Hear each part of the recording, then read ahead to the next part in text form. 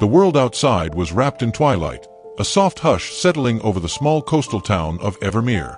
The waves kissed the shore gently, whispering secrets to the wind, and the scent of salt and jasmine hung in the air.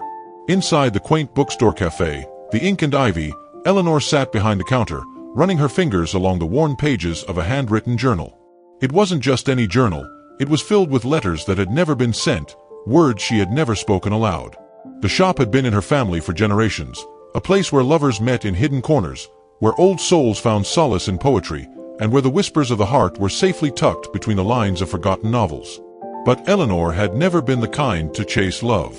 She preferred the quiet comfort of books and the romance of ink on parchment. That is, until he walked in. Noah Whitmore was not a stranger to Evermere. He had spent childhood summers there, building castles in the sand and racing the tides. But life had carried him away on a current of ambition and responsibility, leaving him estranged from the place that once felt like home. Now, he stood at the threshold of the ink and ivy, hesitant yet hopeful, drawn in by the glow of warm light and the unmistakable scent of paper and coffee. Eleanor glanced up from her journal, her breath catching for a moment. There was something about him, the way his stormy blue eyes carried a weight of unsaid things, the way his fingers brushed the spines of books as though searching for something lost. "Can I help you find something?" she asked, her voice softer than she intended. Noah hesitated before offering a small, almost nostalgic smile. "I used to come here as a kid. I don't think I ever really appreciated how magical this place was." "Magic is often hidden in the places we least expect," she replied, setting her journal aside. He nodded, his gaze lingering on the journal. "You write." "I collect thoughts more than write," she admitted, a faint blush dusting her cheeks. "Sometimes, the heart whispers things we're too afraid to say." Noah seemed to understand that all too well. He picked up a book of poetry from the nearby shelf and thumbed through it absent-mindedly.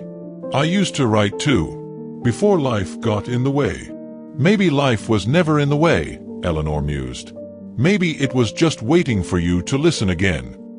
Their eyes met, and in that instant, something unspoken passed between them, a recognition of kindred spirits, of hearts burdened by unsaid words. Over the next few weeks, Noah became a regular at the ink and ivy. He would come in, sometimes browsing, sometimes sitting by the window with a coffee, but always with a journal of his own. Slowly, they began exchanging words, not just through conversation, but through notes left in books, through letters tucked between pages. Each whisper of ink on paper carried confessions they couldn't say aloud, a bridge between their guarded hearts. One evening, as the golden hues of sunset spilled through the cafe windows, Noah placed a letter on the counter before Eleanor. "I think I finally listened," he said, his voice barely above a whisper. Eleanor hesitated before unfolding the letter, her heart pounding. It wasn't poetry, nor was it a grand declaration of love. It was simply the truth, the fears he had carried, the longing he had suppressed, and the way he had found a piece of himself in the quiet of the ink and ivy, in the quiet of her presence. Tears welled in her eyes as she looked up. "You should never stop listening to your heart, Noah. Not if it keeps whispering your name," he said, reaching for her hand. In that small bookstore by the sea, where stories found their way into the hands of dreamers, two hearts finally spoke the words they had longed to say. And sometimes, that was all it took for love to find its way home.